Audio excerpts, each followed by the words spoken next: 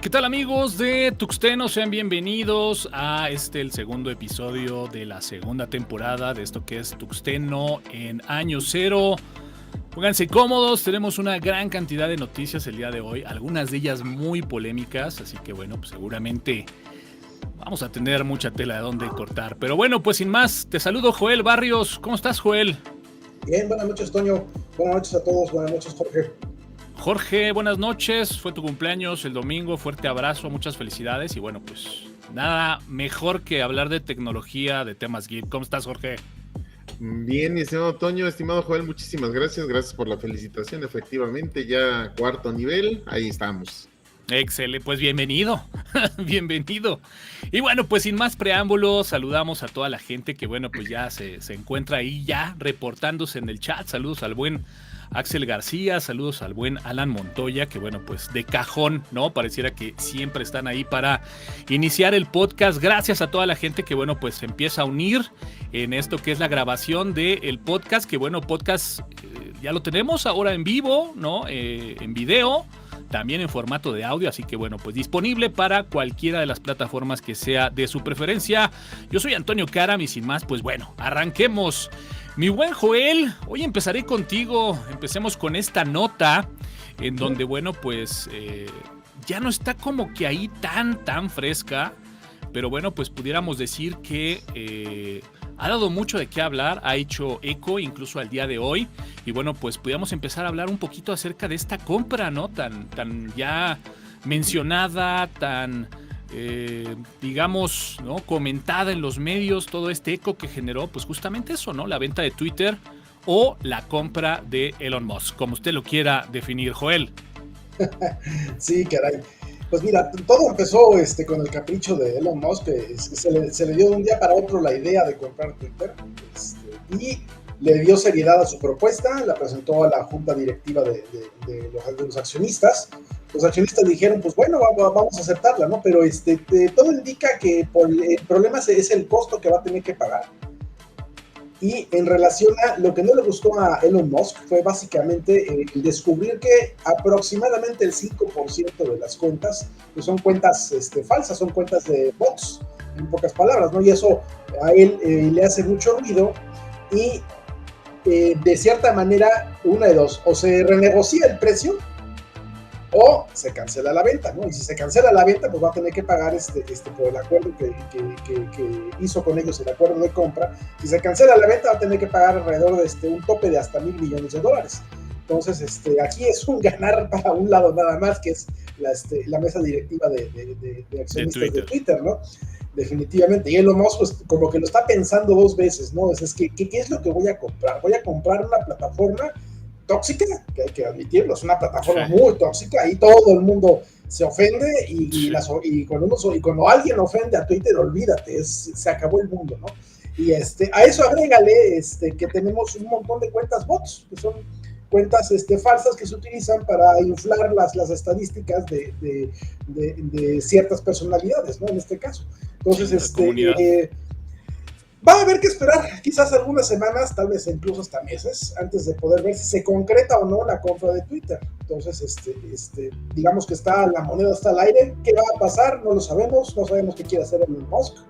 En un momento se llegó a especular que la compra de Twitter era más por capricho de proteger a su ex amante, que trae problemas legales con Johnny Depp. Y bueno, eso a nivel de chisme, ¿no? Eso es lo que se estaba especulando. Pero a final de cuentas, como que lo está pensando dos veces. Entonces, veamos qué ocurre las siguientes semanas. Sí, concuerdo contigo, habrá que darle un poco de tiempo, ¿no? A esta nota. Pero bueno, Jorge, habría que hacer un poquito de contexto, ¿no? Para los que a lo mejor hoy se están enterando, ¿no? Que Twitter estaba ahí en este proceso de venta, ¿no? De adquisición a través de Elon Musk. Vaya, como siempre lo hemos platicado en otro tipo de ejemplos, ¿no? Pareciera que todo este tipo de compras de repente van ahí acompañadas de una buena intención, entre comillas. Pero algo muy interesante de lo cual Elon Musk, digamos, fundamentaba o sustentaba, ¿no? Esta compra es justamente la preocupación de poder tener hasta cierto punto esa libertad de expresión, de tener una plataforma, una red social, ¿no? Que pudiera estar abierta para, pues justamente tener abiertos esos canales de comunicación y no estar sobre esa línea de comunicación que tanto procura y cuida el sistema. ¿Qué opinas, Jorge? Pues es que esta persona que es, pues sí tiene muchísimo dinero, pero como bien lo dicen los analistas, tiene el dinero, pero, o sea, tiene solvencia económica, tiene una empresa, tiene otra, tiene marcas, pero físicamente el dinero, pues no lo tiene. Entonces, se le hizo fácil al señor decir, ay, pues sabes qué, yo soy muy rico, yo soy muy poderoso y voy a comprar Twitter porque soy el señor Justicia y quiero que todo mundo diga lo que piensa. Es más, hasta se decía que iba a reactivar la cuenta del expresidente de los Estados Unidos, Donald Trump, que porque era injusto que se le callara su voz, a pesar de que fuera una voz horripilante, pero bueno, al fin y al cabo su voz, ¿no? Entonces, pues sí, básicamente eso es lo que quería y le latía mucho su corazoncito al respecto y aventó esta serie de ofertas, ¿no? Yo te pago miles de millones, 44,000 millones, o sea, era una suma estratosféricamente grande. Pero después ya cuando caes en la realidad, bueno, pues ahí viene todo, oye, ¿y de dónde vas a sacar el dinero, papacito? Ah, pues lo voy a pedir prestado. Ah, muy bien. ¿Y si te lo van a prestar? ¿Y si te lo van a dar? O sea, todas estas cuestiones, aparte de lo que comentaba Joel, pues también es un peldaño que hay que pasar o no. Y bueno, pues ahorita ya con estos análisis que ya está haciendo un equipo de personas que no nada más dice, ay, voy a comprar esto porque tengo mucho dinero, pues ya lo están asesorando, espero que sí lo estén asesorando al respecto. Y bueno, pues ya le están diciendo, oye, ¿sabes qué? No es tan fácil. ¿Cómo es, mi estimado Toño? Híjole, pues es una compra de muchos ceros. De repente, no sé si les pasa, pero hablar de estas cantidades, uno pierde un poco la percepción de lo que realmente se está tomando como una cantidad de dinero en esta compra, que bueno, pues por ahí se hacía mención, ¿no? De que una persona había tuiteado justamente este comentario, ¿no? De que bueno, pues si al final de cuentas el 5% de los usuarios de Twitter hoy por hoy eran bots, pues bueno, había que hacer una rebaja, ¿no? Un descuento, y se habla de ahí de hasta un 25%, que bueno, como bien comenta Joel, pues estamos ahí un poquito en espera de este dictamen, ¿no? Que comentas tú, versus, pues bueno, cualquier tipo de negociación que se pueda dar. No sé qué opines, Joel, pero a mí me da la impresión de que en este caso Elon Musk siempre ha jugado este papel, ¿no? De mover las aguas, ¿no? Lo platicamos en el podcast anterior, todo este tema de incertidumbres, estos brincos que de repente hace subir y bajar al Bitcoin, y no sé, me da la impresión que por ahí este tema de Twitter pareciera que tiene también ahí esos tintes, ¿no? Pues sí, ahora sí que veamos qué es lo que ocurre. En un momento dado, yo creo que si llega a cancelarse la venta, mira, ahorita las acciones de Twitter subieron, pero si se llega a cancelar la venta, las van a bajar las acciones. Definitivamente, ¿no? Porque una compra tan importante, tan trascendente y tan relevante va a tener un efecto negativo de alguna manera en el precio de las acciones de Twitter, ¿no? Digo, aunque se van a embolsar $1 millones, si se cancela la venta, realmente eso no les va a compensar lo que puede llegar a bajar las acciones si esta venta se cancela ahora. Sí, de repente puede dejar de ser tan atractiva para algún futuro comprador, ¿no? Puede marcar un antecedente, pero bueno. Y ahora, como antecedente, yo quería recordar más, como antecedente rápido, ¿sí? Hace 15 años cuando Microsoft quiso comprar Yahoo, no sé si recordarás, que estuvieron casi año y medio negociando, al final de cuentas dijeron que no, y los accionistas se arrepintieron de no haberle vendido Yahoo a Microsoft, porque finalmente pues Yahoo ya, lo que es hoy en día, pues realmente no es relevante. Es correcto. Pues algo parecido creo que puede llegar a ocurrir. Habrá que esperar, pero bueno, pues estén muy pendientes a este tema de la resolución la venta de Twitter. Y bueno, pues vámonos a la siguiente noticia. Y bueno, pues justamente aquí cito a mi primo Eduardo, que justamente nos daba esta nota, ¿no? En el chat, en el podcast pasado, referente pues a este tema, ¿no? De China Linux, ¿no? De repente empezó a hacerse mucho ruido en la red. Y bueno, pues pudiéramos mencionar, ¿no? Que bueno, pues sale esta nota en donde se empieza a comentar que, bueno, en la parte de gobierno, ¿no? En todas estas oficinas que pues bueno, de alguna forma empiezan, ¿no? Ya a trabajar con Linux, y que de repente pues bueno, el tono ha cambiado, ¿no? Y ahora ya se hace una recomendación más firme, ¿no? En la parte de gobierno se rumora, porque pues bueno, la nota está ahí como que un poquito en el aire, y bueno, pues se habla que el gobierno chino ya está pidiéndole a sus colaboradores que bueno, pues prácticamente, por un lado, se deje de consumir laptops que no sean de origen chino, o básicamente que no se consuman o no se usen laptops de marcas extranjeras ajenas a China, pero por el otro lado, pues bueno, Jorge, el uso de Linux, ¿no? Sí, sobre todo de que en Europa ya hubo pues como un experimento al respecto, y este experimento no les gustó mucho porque pues volvieron a Windows, desafortunadamente. Sin embargo, sí pudiera yo mencionar lo siguiente: los chinos siempre, bueno, desde ya hace bastantes décadas se han destacado por literalmente pues estar rompiendo esa barrera del no se puede y a lo mejor no va a salir. O sea, ellos han llegado a ser tan perfectos que literalmente las marcas copias chinas en la actualidad tienen a veces hasta mejor calidad que la original. Entonces, sí, esto no es algo aleatorio.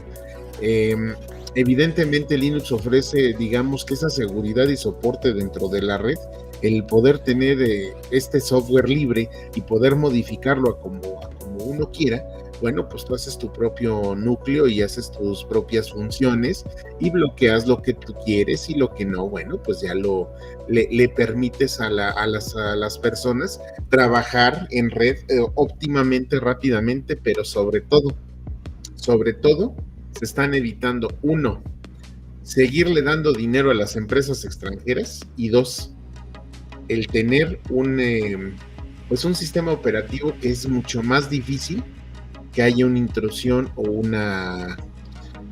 pues como una puerta trasera para meterse a ver la información. O sea, ya es más complejo, ya necesitas una persona que sí ya se meta mucho más a este tipo de cuestiones de redes. Así es.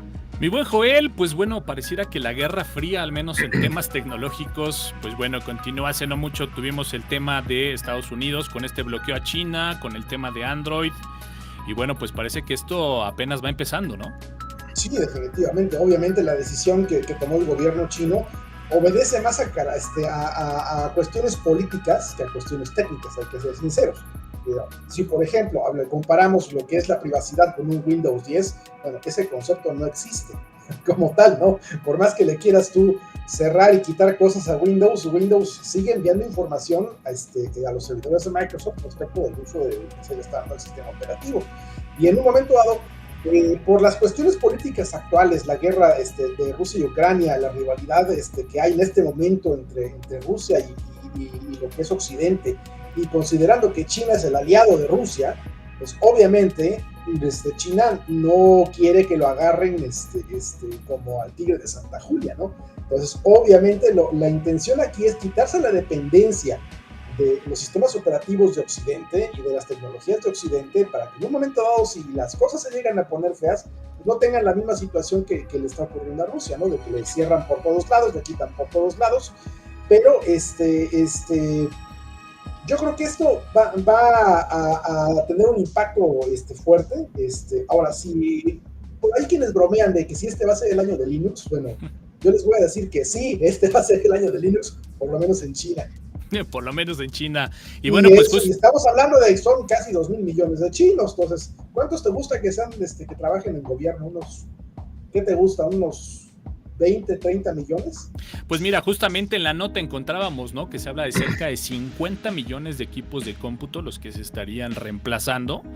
Entonces, pues bueno, como dices tú, estadísticamente creo que pudiera ser el año de Linux, al menos en China, con esta distribución, mi buen Jorge, que justamente lo pones ahí en los titulares de nombre Ubuntu Kylin, ¿no? Con un contexto ahí muy, muy ideológico, muy, muy político, al menos en el tema del nombre de esta distribución, ¿no? No, y sobre todo que, seamos sinceros, en Tuxteno se ha hablado cualquier cantidad de ocasiones de pues Ubuntero, no Linuxero, pero pues en este caso, si tú tienes a personal de gobierno, digo, creo que no quiero ser una mala persona y criticar de esta manera, pero lo voy a hacer. A lo mejor es Ubuntu porque pues es el más fácil y es el que menos trabajo va a costar aprender para todo el personal de gobierno. Digo, no sé si están así de geniales y de sagaces como los del gobierno de aquí, pero pues es probable, por eso yo creo que les pusieron ese Ubuntu, porque es más fácil, bueno, definitivamente.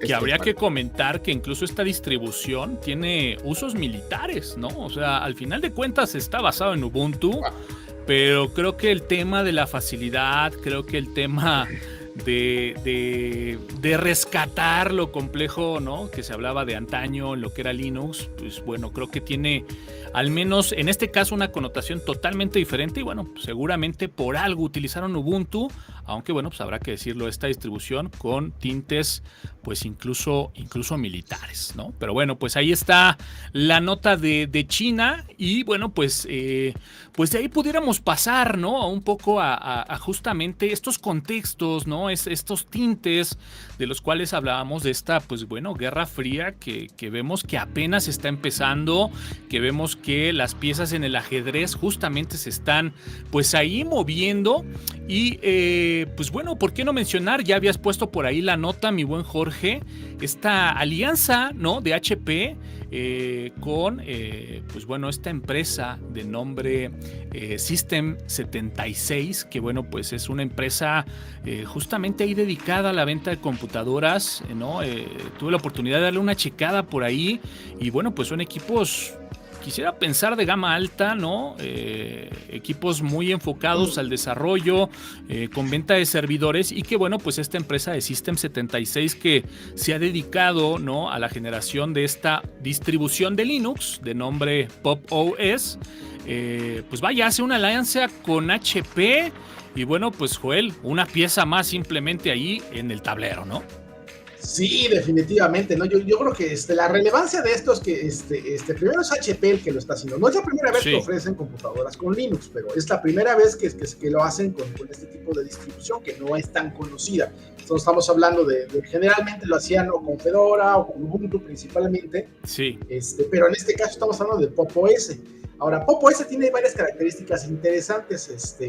Una de ellas la interfaz está basada sobre GNOME. No es un GNOME como tal puro. No. Tiene muchas modificaciones, usa su propia plantilla, y eventualmente el sistema se va a, la interfaz la van a dejar, ¿no? Van a migrar a otra, otra interfaz hecha con Rust, y eso pues va a estar interesante ver qué es lo que van a hacer al respecto, ¿no? Pero ahorita de momento yo creo que lo bonito de todo esto pues es ver otra distribución Linux que va a ir en equipos comerciales, ¿no? Aunque esta laptop está dirigida más que otra cosa a desarrolladores. Sí. Hay quienes han dicho, bueno, con 16 GB de RAM en esta laptop que me van a ofrecer, pues a lo mejor me queda chico, ¿no? Y sí es cierto, o sea, puede quedar un poco chico. O sea, esperemos que así se pueda ampliar un poco la capacidad de memoria, ¿no?, y de almacenamiento. Pero yo creo que aquí es relevante, sobre todo por la asociación que hay entre HP y System 76, ¿no? Que es algo poco usual. Sí, totalmente de acuerdo. Y fíjate, cosas a resaltar, como bien comentabas, pues bueno, no es la primera vez, hay muchos intentos, ¿no? Google hizo algún intento, sin duda alguna la gente de Dell, pues bueno, también hizo una gran cantidad de intentos. No sé si de repente les pasó a ustedes que salía este bombazo de notas y la verdad es de que yo en algunas, sobre todo las últimas, sí pude tener como acceso a pero de repente como que eran ventas muy de nicho, ¿no? Se quedaban en Estados Unidos, era difícil tener acceso, por ejemplo, aquí en México a ese tipo de equipos, pero bueno, pues finalmente mencionar que incluso en este caso todavía no existe como tal la venta de este equipo de HP, pero curiosamente, pues bueno, tienen ahí ya un sitio, ¿no? Que incluso lo pueden visitar, que es hpdevone.com, en donde, bueno, pues ahí ya incluso uno se puede suscribir ahí como una lista de notificación para cuando se encuentre ya pues completamente listo este equipo. Coincido contigo, es un equipo que, bueno, pues finalmente datos interesantes, ¿no? Trabajando con procesadores AMD, que sé que seguramente a Jorge eso le va a gustar. Voy a dejarles aparte a él. La parte de hardware creo que está muy interesante, ¿no? Tarjetas gráficas también del lado de Radeon, que bueno, pues de alguna forma a la gente desarrolladora y sobre todo a la gente Linux, que bueno, pues está un tanto cansado de este tema de los drivers de Nvidia y de los procesadores Intel, pues bueno, como bien venía en la nota, seguramente les va a venir muy bien, con un costo ahí muy cercano de los $1,100, Jorge. Pues pareciera que la mezcla está ahí, ¿no? Con una interfaz, como decía Joel Barrios, pues la verdad, distinta a lo que veníamos acostumbrados. Y creo que hay un tema interesante ahí con la innovación o el desarrollo de la propia empresa de System76 en el tema de gesturas y pues la incorporación del propio escritorio, Jorge. Sí, mi estimado Toño, lo dicho, fíjate que yo no, desafortunadamente esta marca vino de más a menos en algún tiempo. Ahorita considero que este es un muy buen detalle que ha tenido porque digamos esto, estos equipos trabajaron muchos años con Windows y eran equipos para que, bueno, pues normalmente casi todos eran equipos caseros o equipos para trabajo rudo, como ellos le decían. Está maravilloso el hecho de que otra vez vuelvan a usar procesadores AMD porque a pesar de que cuesta $1,100, sí abarata bastante el costo, pudiera ser muchísimo más con procesadores Intel. AMD pues obviamente se ha puesto ahorita las pilas y ha hecho mejoras en sus procesadores, sí le han ganado mucho le han comido bastante el mandado Intel desde mi punto de vista. Y bueno, pues con esta asociación y al utilizar un equipo de cómputo con sistema Linux, aunque tenga su máscara, aunque tenga, digamos, lo que le llaman un mod, o bueno, le llaman una modificación o un fork, pues yo lo considero bastante funcional. Yo considero que va a ser un equipo pues sí, muy bueno, sí va a poder entregarte a pesar de como dicen, de la memoria o de la poca memoria, sí te puede servir para programar y para hacer bastantes cosas, y sobre todo, pues que HP, al igual que como bien lo decían Dell, pues no apostó ya por Linux, porque pues los equipos de cómputo Dell, a mí me tocó un par de ellos darle soporte técnico y son realmente rápidos, y como el hardware está adaptado, por así decirlo, para Linux, es muy, muy rápido el equipo, es impresionantemente rápido, y mira que uno de ellos era todavía de disco duro mecánico y era muy rápido ese equipo. Digo, me tardé, si fue mucho tiempo, 10 minutos en instalarle el sistema nuevamente, o sea, a pesar de ser disco mecánico, y en el disco en estado sólido, no, bueno, volaba el equipo. Entonces, HP hace esta apuesta, vamos a ver cómo funciona, y bueno, pues esta distribución Pop OS, pues sí, sí en algún momento la llegué a ver, no es nada nada fea, es ligera. Y bueno, pues ojalá que funcione muy, pero muy bien. Pues la verdad es que de repente estas apuestas, ¿no? Por distribuciones, digamos, como que muy ligeritas, Joel, ¿no? En hardware, pues de repente que tiene bastante potencia, pues se agradece, sobre todo cuando estás desarrollando, que a lo mejor estás trabajando en algún entorno de virtualización, con algún emulador de Android, pues bueno, prácticamente destinas todo el hardware a lo que verdaderamente requiere, ¿no? Ahí tienes algo de lo que estuviste trabajando, no sé si quieras platicarnos ahí un poquito la experiencia de Pop OS para los que no lo conocen, ¿no? Bueno, lo que se ve en mi pantalla es justamente Pop! OS. El video lo empecé a correr hace un par de minutos. Lo instalé en una máquina virtual. No lo he querido instalar todavía en el disco duro que tengo adicional para pruebas, porque lo tengo ahorita con otras cosas. Pero está muy interesante las características que tiene Pop! OS.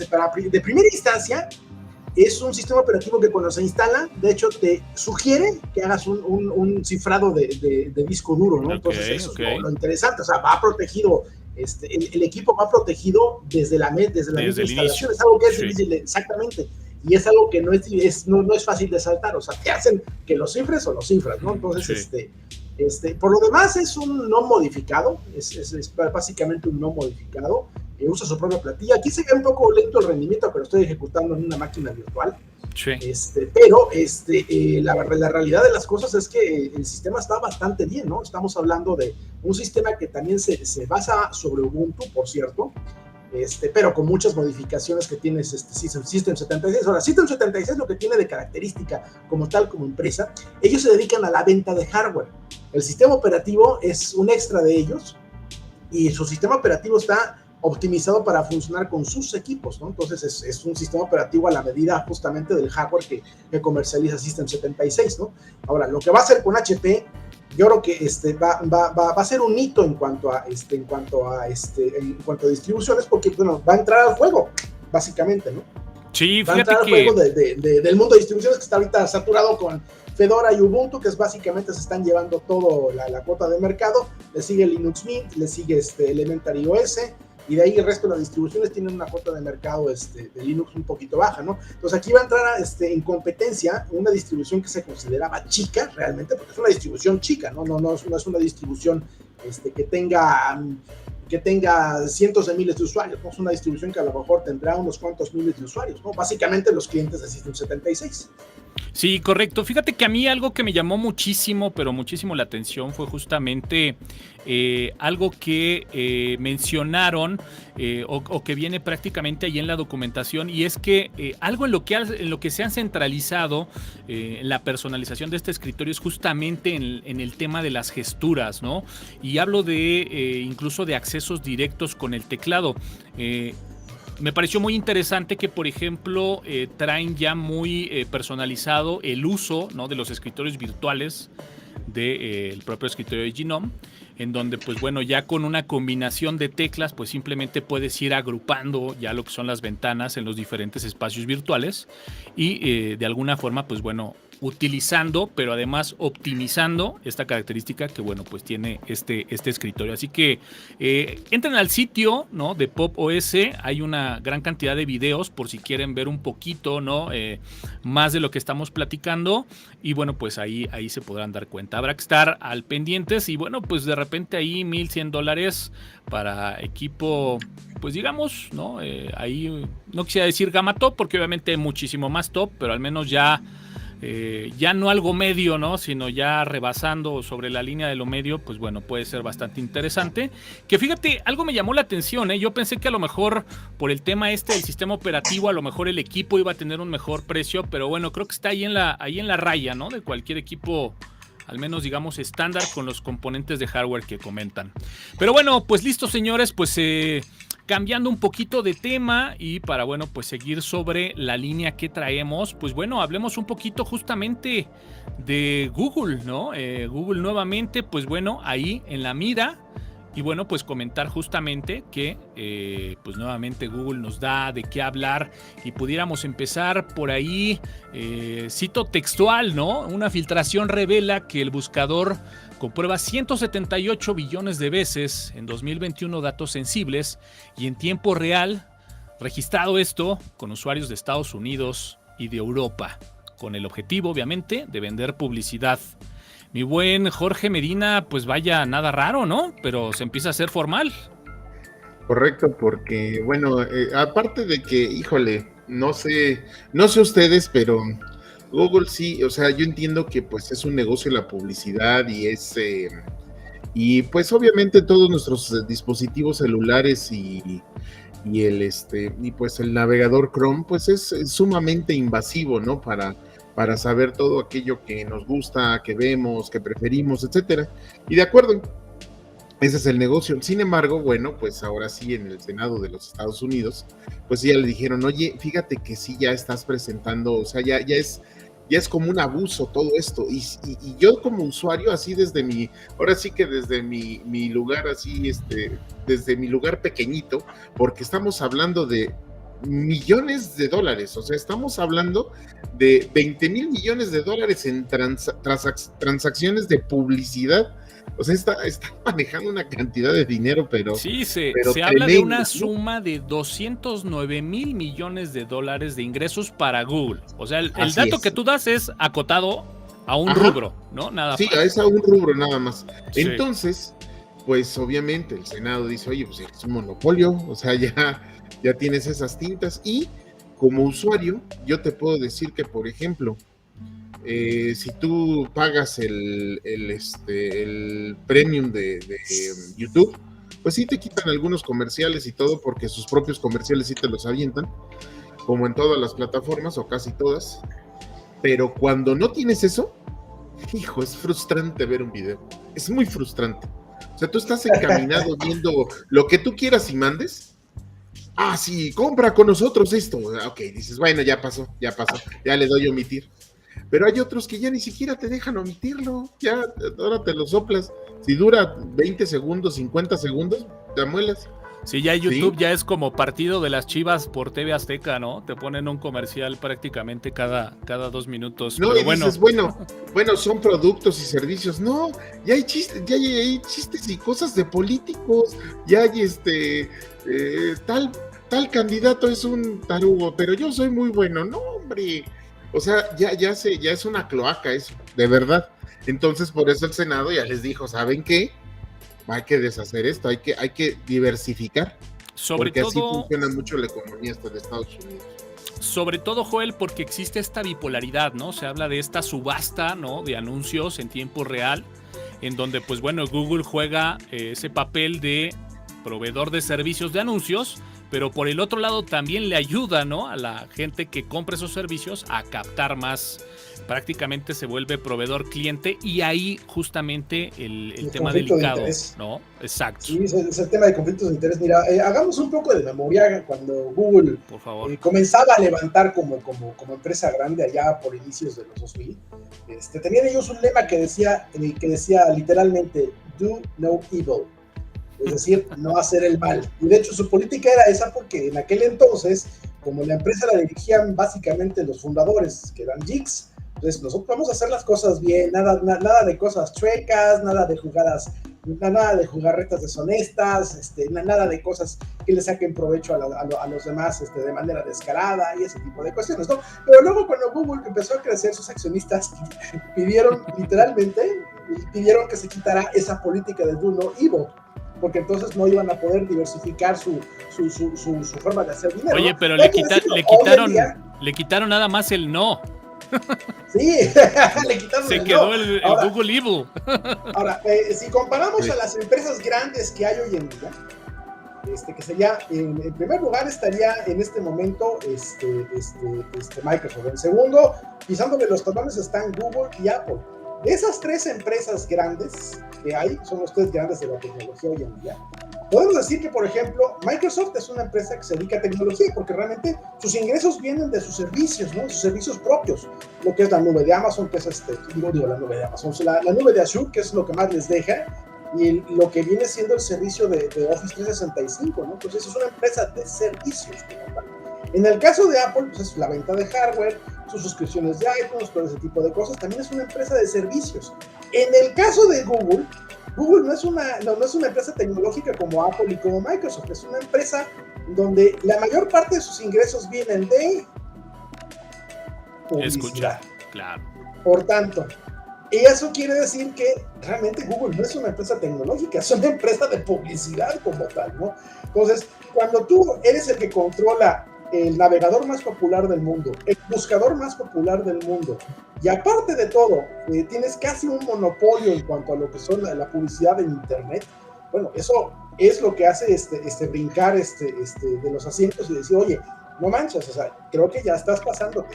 Entonces, no vería mal que se hiciera, que se obligara a Google a dividirse, por lo menos a separar la parte de publicidad de la empresa como tal. Claro que eso prácticamente derrumbaría Google, porque realmente la mayor parte de sus ingresos vienen de la publicidad, o sea, vas a matar a la empresa literalmente, ¿no? Aunque puede hacer dinero de otras maneras, ¿no? Porque también tiene su nube de Google y también tiene sus servicios de Gmail y sus Google Apps. Pero realmente sus ingresos fuertes vienen de publicidad, así que sería una cuchillada directa entre la tercera y la cuarta costilla, ¿eh? Sí, totalmente de acuerdo. Entonces, yo creo que, bueno, ya para terminar, adelante, continuamos porque ya se me... No, bueno, la verdad es que este tema tiene muchas aristas, porque incluso ahora hacia donde quería ir era justamente esta noticia, ¿no? También en paralelo de Google, en donde, bueno, pues justamente se hablaba de que este modo privativo o este modo de incógnito, ¿no? Que maneja justamente el navegador de Google Chrome, pues bueno, no es tan incógnito, ¿no? Se habla de que, bueno, pues finalmente se sigue compartiendo información. Mucho del historial que la gente puede estar generando al momento de estar navegando, aún en este modo incógnito, se sigue compartiendo, se sigue utilizando para de alguna forma generar todo este tema de las subastas, ¿no? De publicidad en tiempo real. Y bueno, pues finalmente el argumento de Google es justamente eso, ¿no? Datos sensibles como identidad de la persona, estados de salud o religión de la persona, pues bueno, no se comparte. Y de repente yo estaba leyendo la nota y dije, temas de salud, bueno, pues ¿qué está pasando, no? ¿De qué estamos hablando, no, Jorge? Sobre todo que, híjole, es que literalmente... Entre conocidos, entre amigos, siempre hemos dicho, digo, sé que no es las palabras correctas, pero es que Google prostituye todo lo que tú haces, sea tu salud, sea tu enfermedad, sea todo. Te voy a mandar anuncios de medicinas, te voy a mandar anuncios de que, andas malo del corazón, dieta del corazón, mano, para que bajes de peso. Estás gordo, pues dietas, te voy a mandar nutriólogos, o sea, ese es el problema. Y bueno, pues... es de tecnología porque pues se inventó el algoritmo justamente para meterse hasta por todos lados y todo lo que pueda absorber de información lo hace. Inclusive si ustedes en su teléfono cuando configuren, hay una parte en donde pueden configurar todas las cosas que les ofrece Google. Si ustedes le dicen, no quiero que leas nada, no quiero que cheques publicidad, no quiero que te metas al teléfono, deja de funcionar el fregado teléfono, así, deja de funcionar. Hay de repente, por ejemplo, estos servicios, ¿no? De sincronización en los teléfonos móviles, que bueno, si lo desactivas, pues prácticamente, como dices tú, ¿no? Se convierte otra vez en aplicaciones que están ahí en internet, pero deja de tener esta funcionalidad. Sí. Y bueno, pues al no sincronizar, a lo mejor cortas ciertos canales de comunicación, pero bueno, de todas maneras se sigue escuchando. Y bueno, pues de ahí... pues vaya, Joel, lo hemos platicado también en algunos otros podcasts, ¿no? Es importante que si de repente somos usuarios de Chrome, si de repente utilizamos algunos servicios de Google, pues bueno, también la gente de Google lo ha manifestado abiertamente y ha dicho, tenemos las opciones para que tú puedas, por ejemplo, eliminar las búsquedas en un periodo de 3 meses, o no guardes nada, o toda la parte de las ubicaciones que has buscado y que de alguna forma por el Maps sigue haciendo tracking, pues bueno, también se borren. O sea, al día de hoy hay que tener esa conciencia de que si vamos a usar servicios de Google, pues hay que también saber configurarlos y no usarlos por default, ¿no? Sí, no, definitivamente, porque por defecto es lo mismo que Windows 10, comparte todo, ¿no? Y todos esos datos, ojo, aquí voy a hacer hincapié en una frase que he repetido hasta el cansancio de los últimos 5 o 6 años, ¿no? El producto que tiene Google para vender no son sus servicios como tales, no, eres tú el producto. Nosotros somos el producto que vende Google, ¿no? Entonces, Google, si no configuran adecuadamente los servicios que usan de Google, pues prácticamente le están entregando su vida, ¿no? Entonces, eso es algo delicado. Entonces, yo te soy honesto, Google Chrome lo tengo instalado para cuestiones como esta, porque hay cosas que de repente atrás, nada más hay cosas que de repente solamente funcionan con Chrome, como por ejemplo el fondo que tengo atrás de mí, que se ve bonito y no se ve el tiradero que tengo en mi oficina, pero de cierta manera solamente lo tengo para eso y lo uso exclusivamente para este tipo de situaciones, y en donde no puedo usar Firefox, por ejemplo, o no puedo usar otro tipo de navegador, ¿no? Pero navegadores hay opciones, cualquier cantidad, y la mayoría se enfocan justamente en hacer lo contrario que hace Google, ¿no? Que es enfocarse en lo que es privacidad, como viene siendo, por ejemplo, Brave, el propio Firefox, y un sinfín y número de navegadores que hay disponibles por todos lados, ¿no? Pero hablar de Google Chrome es prácticamente como, si utilizas Google Chrome, entonces tú le estás enviando tus datos de navegación a Google todo el tiempo, ¿no? Entonces eso es lo preocupante, ¿no? Entonces Google Chrome yo, por ejemplo, no lo uso si no tengo bloqueador de anuncios, así de simple. Sí. Sí, entonces, que de repente, por ejemplo, accesas una cuenta de Gmail, ¿no? Desde un Google Chrome y ya prácticamente se queda vinculado en el navegador sin que te haya preguntado, sin que hayas hecho mira, absolutamente con las últimas actualizaciones de Chrome quiero mostrarte algo de mi pantalla. Sí. En el momento que gustes. Vean, Google, ahí está. Desde la última actualización de Chrome que tuve, vean lo que apareció en mis menús. Aparte del Chrome tengo Google Chat, Google Drive y Gmail. Son 3 aplicaciones que yo nunca instalé. Solita las configuró el Chrome cuando se instaló la última vez, ¿no? Entonces, obviamente son sorpresas que uno no se espera. Sí, totalmente. Dice el buen Alan Escalona aquí en el chat.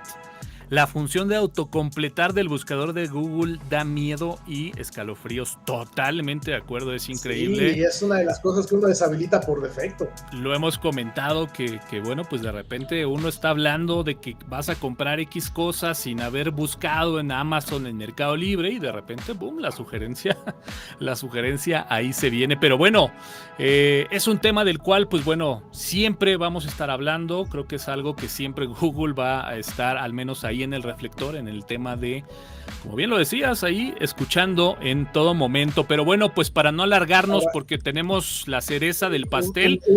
Cierra, antes de la cereza del pastel, claro. Rápidamente nada, cerrar este tema. ¿Para qué usamos el modo de navegación privada?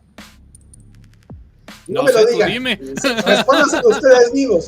¿Para qué usamos el modo de navegación privada? Entonces, pónganse a pensar cuando ustedes hagan la navegación privada en Google Chrome, porque ya sabemos para qué la van a usar. Es casi como hacerlo, es casi como preparar el gatillo, ¿no, Joel? O sea, le estás para buscar apuntes, Google, por supuesto. Le estás advirtiéndole a Google que no escanee eso, ¿no? Sí. Exactamente. Entonces, yo creo que es para tomar una precaución, ¿no? Honestamente, yo no usaría Google Chrome en modo privado bajo ninguna circunstancia. Hagan lo que tengan que hacer. Punto, ya. Buena recomendación. Pues bueno, para ir cerrando nuestro último tema, para justamente pasar a mostrar el escritorio que tenemos al final del podcast el día de hoy, pues bueno, hablemos de esta, pues vaya iniciativa, ¿no? Esta nota que de repente, pues bueno, salió por ahí hace algunos días, en donde justamente Microsoft, Apple y Google nos dejan ver, ¿no? Que ya tienen algo de tiempo trabajando en esta iniciativa de utilizar este estándar FIDO para de alguna forma, para justamente eliminar el uso de contraseñas, al menos tipadas, y bueno, pues centralizar este modo de autenticación, y que pues se presume que pudiera estar ya disponible para el próximo año. Mi buen Jorge, pues bueno, el tema está ahí y habrá que decirlo, y tendríamos que desmenuzar. Pues esto trae ventajas, pero también trae desventajas y algunos tintes también de esta guerra fría de la cual hemos hablado al inicio del podcast, Jorge. Sí, es que desafortunadamente, y ahorita los expertos en seguridad me dirán, no es cierto, pero desafortunadamente la contraseña alfanumérica y con símbolos es un mal necesario. Es un mal necesario, ¿por qué? Porque no se ha ideado una forma segura o más segura de poder tú ingresar a una cuenta de correo, a un dispositivo electrónico, inclusive a un lugar en una empresa. Diseñan estas tarjetas de acceso, pero pues al final son electromagnéticas y pues desafortunadamente, a pesar de que se vislumbraba de que el código QR va a funcionar muy bien, anteriormente el código de barras, y pues no. Al final del día, la contraseña hasta ahorita nos ha perseguido desde que se inventó la computadora hasta la fecha.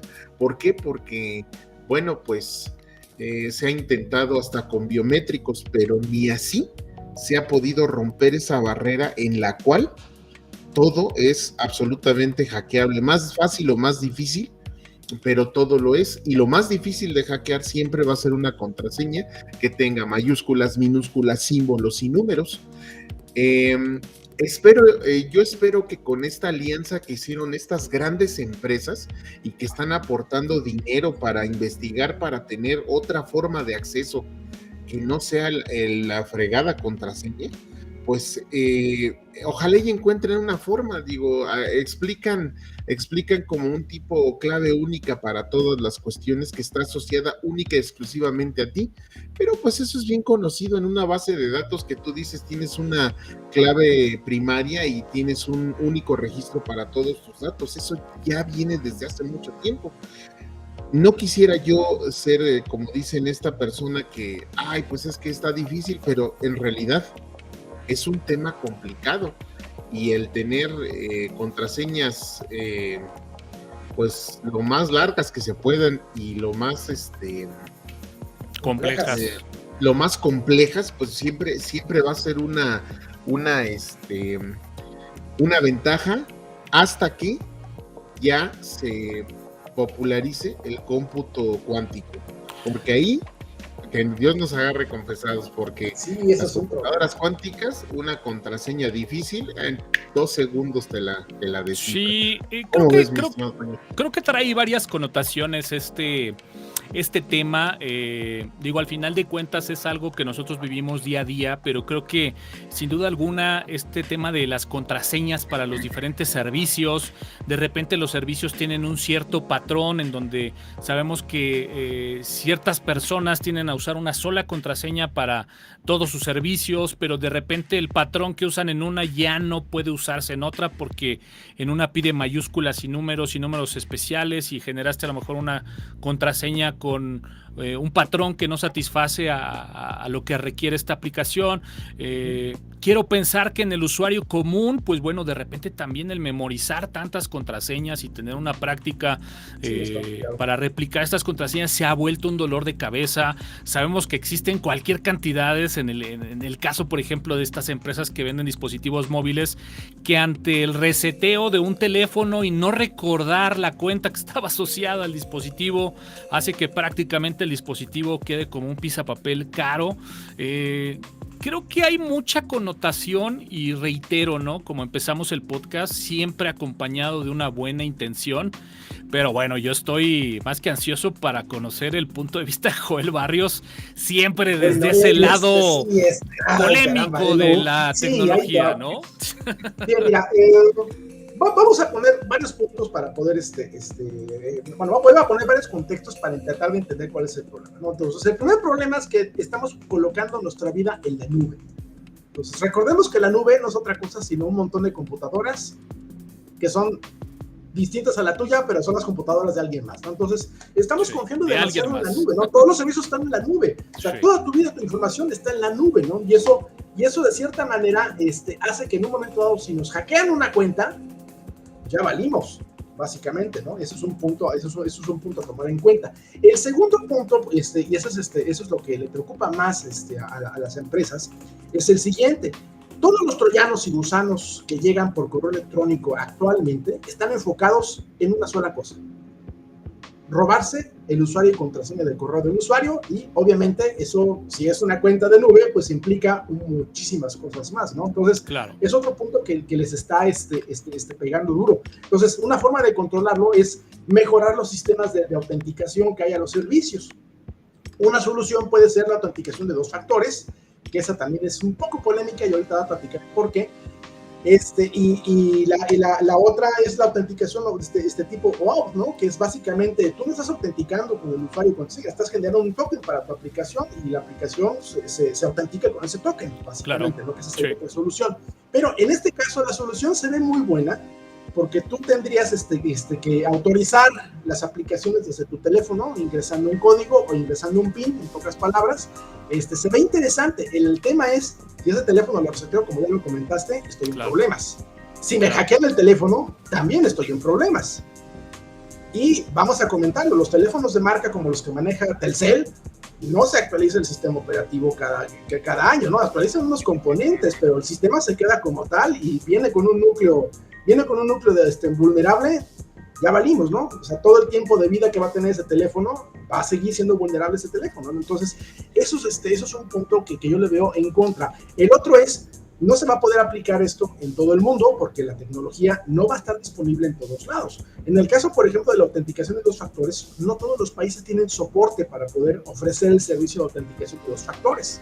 Entonces, por ejemplo, China no hay ese servicio. Entonces, ese servicio no lo hay para algunos servicios en este caso, ¿no? Entonces, no se va a poder aplicar de una manera tan universal. Inicialmente yo creo que va a aplicarse en Estados Unidos y Europa y probablemente Corea y Japón. Y el resto del mundo pues iremos viendo a ver cómo nos va. No es algo que nos deba preocupar a nosotros como mexicanos o como latinoamericanos de momento, porque aunque es probable que se llegue a implementar, no creo que sea obligatorio por las limitaciones tecnológicas que hay hoy en día. Estamos hablando de que en América Latina no todo el mundo tiene la capacidad de, por ejemplo, tengo mi cuenta de correo que es la que me dieron del trabajo, mi cuenta de correo que saqué para cuando voy a la escuela, pero igual y no tengo yo la manera de poder utilizar esta tecnología FIDO para poder autorizar una aplicación o autorizar mi Outlook para que se pueda conectar al servicio de correo, ¿no? Bueno, y un ejemplo más tangible sería ese, ¿no? Si de repente estás interactuando con una aplicación de escritorio, ¿no? Y tienes que hacer esa autenticación a través de tu celular y no tienes datos en tu celular, ya valiste. Ya valió, ¿no? Exactamente, ese es el punto al que voy, ¿no? O sea, no es algo que se pueda aplicar de manera global de momento y afortunadamente, solamente creo que se va a aplicar en los países de primer mundo y yo creo que muy limitado a quizás algunas zonas, ¿no? También hay países del primer mundo que tienen sus cinturones de miseria y obviamente ahí no podemos obligarlos a que tengan el celular con datos para poder autenticar la aplicación para checar el correo de café internet, ¿no? Exactamente. Entonces, esos serían los puntos a discutir en esto, ¿no? Ahora, respecto a la autenticación de 2 factores, mira, sí puede ser bastante útil. Yo estoy a favor de que simplemente para servicios de correo, por ejemplo, pero, por ejemplo, donde no estoy de acuerdo es, por ejemplo, en GitHub, tienen planteado llegar a implementarlo y hacerlo obligatorio para 2023. El asunto es eso, para poder hacer una consignación a un, ahora sí que a un conjunto de software que tienes tú hospedado en GitHub, va a ser un problema. Ya no voy a poder hacer mi git push como tal. Exacto. ¿Me explico? Cada vez que le dé hit push, tengo que autorizar con autenticación de 2 factores para poder subir el push. Y la verdad es que eso hace poco práctico el trabajo para quienes desarrollamos software, ¿no?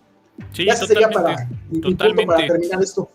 Sí, totalmente de acuerdo. Pues bueno, habrá que ver justamente cómo se empiezan a dar. Digo, seguramente es lo habitual, empiezan en Europa, posteriormente se va a Estados Unidos. Ahí también hay un tema, ¿no? Lo hemos platicado también en otras emisiones con todo este tema que ha estado peleando Europa en el tema de privacidad, en el tema de poder conocer hacia dónde se va la información y seguramente también esta es una alianza para irle dando salida a ese tipo de problemáticas que sabemos Apple, por ejemplo, tiene ya atorado, al menos en Europa, ya largo tiempo. Pero bueno, Jorge, finalmente, pues bueno, como bien dice Joel, hay una gran cantidad de temas que todavía tendrían que resolverse, pero la apuesta está hecha a que, bueno, pues empiece a funcionar ya en 2023. Pues sí, sobre todo que pues la limitante económica va a ser un tema bastante potente, como bien lo dice Joel, porque pues obviamente no todos vamos a tener acceso a la tecnología. Y no solo eso. Se ha demostrado y está más que sabido, digámoslo así, que la comunidad, la gente va rompiendo barreras cada vez más y más. Ahorita la barrera que no han podido romper a lo mejor es, por ejemplo, la criptografía de los bitcoins, ¿no? Pero pues al rato le van a encontrar la manera. A eso me refiero, o sea, sí se necesita pensar, se necesita estar, pues sobre todo tener un cifrado tan bueno que a pesar de toda la gente que se dedica a estudiar una y otra, y hay expertos en seguridad, y hay gente que puede romper y se dedica a eso, a vender sus servicios para romper barreras de seguridad, que a pesar de todo eso, a pesar de que utilicen inclusive hasta programas hechos por ellos mismos que ya les adelantan el camino, bueno, pues a pesar de toda esa base de conocimiento, no sea posible hackear una contraseña. Digo, Apple lo ha estado haciendo, pues digamos, en ese sentido, bastante bien en la cuestión de, pues su nube es no inhackeable, pero sí ha tenido, o sea, sí han tenido como que muchas dificultades para por ejemplo, saber la información de un teléfono celular bloqueado. Sí hay las herramientas, por supuesto, pero ha costado, digámoslo así, en un nivel así de usuarios en general, pues sí, no les voy a mentir, ¿no? La nube de Apple y sus dispositivos, pues sí son un poquitito más seguros que cualquier Android, que pues nada más le botas le haces un formateo y ya está el teléfono. Aunque, como bien lo decía Toño, están los teléfonos que quedan como pisapapeles, pero pues aún así, ya que yo sepa, ya hay el software para distintas marcas que hacían eso, Motorola, Samsung, etcétera, en los cuales ya puedes también botar ese candado inclusive. Entonces, pues sí, Toño, sí te escucho. Fíjate que entiendo un poco lo que tratas de decir y justamente era lo que, pensaba cuando estaba tratando, ¿no? de analizar los puntos, a platicar de la nota aquí en el podcast y bueno, un poco irnos a la historia, ¿no? Y al pasado. Ha habido una cantidad de métodos de seguridad que se han implementado que pensábamos que eran ya necesarios por la situación en la que estábamos viviendo y de repente, pues bueno, se implementaron y en muy poco tiempo se volvieron obsoletos. Entonces, finalmente, como bien comentas, es una carrera en donde, pues bueno, finalmente la meta a veces está muy corta y de repente esa meta se convierte solamente en el primer paso de una nueva meta. Entonces, habrá que ver cómo evoluciona. Yo coincido, hay muchas partes que se tienen que terminar de desarrollar y bueno, pues en un futuro veremos. Pero bueno, pues para irle dando ya salida a este podcast, pues bueno, mi buen Joel, tenemos un buen plato fuerte el día de hoy, ¿no? Estaremos viendo algo de KDE, ¿no? Ahí con el sazón de Joel Barrios. Exactamente. Bueno, la semana pasada vimos Cinnamon, en esta ocasión vamos a tocar otro escritorio vistoso, en este caso va a ser KDE Plasma. Entonces, primeramente lo que voy a mostrar es simplemente lo bonito que es como tal como interfaz. Entonces, su administrador de archivos es rápido, como podrán ver, es bastante ligero. Y las animaciones para, por ejemplo, maximizar y minimizar las aplicaciones, pues también son bastante agradables, ¿no? Pero yo creo que lo que más le va a gustar a la gente es esto, el cubo. Y esto no es con compis, este es nativo de KDE Plasma, lo hace Kwin, ¿de acuerdo? Esa sería una de tantas formas, ¿no? Entonces yo, por ejemplo, si me quiero cambiar de escritorio, puedo hacerlo de diferentes maneras. O simple y sencillamente veo lo que es un resumen de las ventanas y ya decido cuál me voy, ¿no? Y las animaciones francamente están increíbles, ¿no? Porque esto no lo hace compis de esa manera tan bonita y con esas transiciones tan bien hechas, ¿no? Sí, se ve muy smooth, dice, ¿no? Muy suave la transición. Exactamente. Y ahora, si por ejemplo lo que queremos es enriquecer el escritorio, bueno, yo aquí lo tengo enriquecido con con este widget de escritorio, le damos clic derecho al escritorio, le ponemos aquí añadir elementos gráficos, me sale por acá a este lado una ventana donde yo puedo elegir cualquier cantidad de cosas que a mí se me ocurran, como por ejemplo, no sé, a lo mejor no sé, a lo mejor que es un sensor de monitor de sistema, agarro, lo coloco de este lado, coloco por acá un visor de carga del sistema de este otro, no sé, etcétera, lo voy agregando, cierro esta ventanita, y lo que tengo aquí ya es algo, ya son básicamente las aplicaciones trabajando como tal, ¿no? De aquí, si por ejemplo quiero configurar el escritorio, pues simplemente agarro y escojo otro fondo de pantalla, hago diferentes cosas. Si quiero cambiar el tema, pues me voy a preferencias del sistema. Tema global, se pueden instalar, bueno, por defecto, por ejemplo, Aldos lo que trae instalado por defecto es el ARC, pero se pueden obtener nuevos temas y se pueden bajar directamente de internet, ni siquiera hay que buscarlos en los sitios. O sea, de aquí puedes tú agarrar, instalar diferentes temas Está chulo. sin ser administrador, ¿no? Entonces, obviamente, esa es una de las cosas más bonitas que puede tener el escritorio, ¿no? Entonces, como tal. Ahora, si por ejemplo lo que quisiéramos es habilitar el cubo, nos iríamos, nada más que donde la dejamos, esa donde la dejé, los efectos especiales, eso estaba en la sección de comportamiento del escritorio, ¿o dónde estaban? Efectos del escritorio. Los efectos del escritorio, simplemente nos vamos aquí a comportamiento del escritorio, efectos del escritorio. Si quieren habilitar el cubo, está por aquí abajito. Mecha. Ahí está. Ahí no, ya me lo pasé. ya me lo pasé, perdón. Ahí no lo veo ahora. Me estoy guardando un cierre para el podcast. Acá está. Impresionante. Aquí es donde se habilita el cubo del escritorio y eso es básicamente lo que hacemos para hacer la conmutación, por ejemplo. De los virtuales, pero pues en forma de cubo, ¿no? Exactamente. Una rapidez tremenda. No, y ahora, aquí voy a comentar lo siguiente. Mucha gente cree y opina y supone que, por ejemplo, KDE es un entorno de escritorio pesado, y la realidad es que no lo es.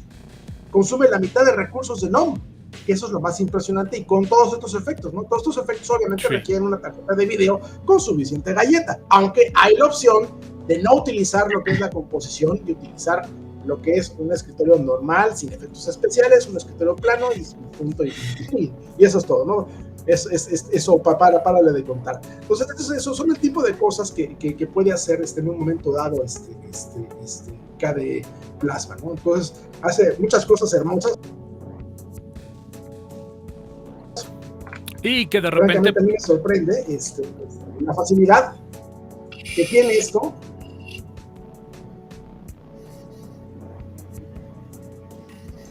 Que es francamente fabuloso, ¿no? Digo, y esto lo hace sin ningún esfuerzo, y el CPU de la máquina está que para qué te cuento, ¿no?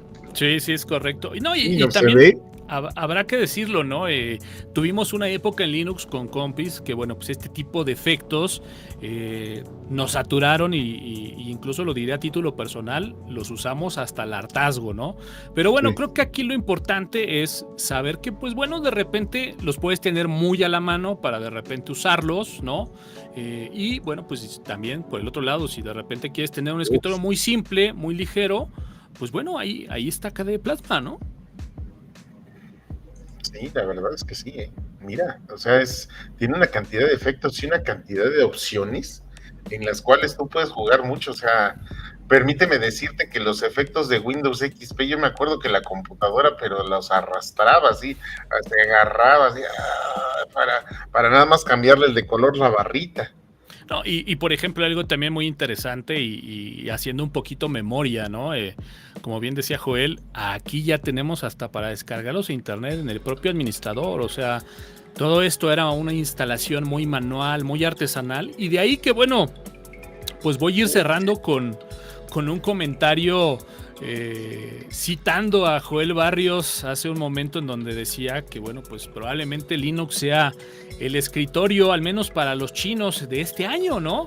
Yo más bien diría, creo que el escritorio de Linux ya está consolidado. Lo que tendremos que preguntarnos es si este será, nuevamente, como decíamos en el podcast anterior, si este será el año de Office en Linux, ¿no? Señores, el escritorio de Linux está más que listo y más que preparado. Sí, la verdad es que sí, sobre todo de que, bueno, ahora sí que se los dejo a todos los, pues a todos los que nos siguen, nos escuchan.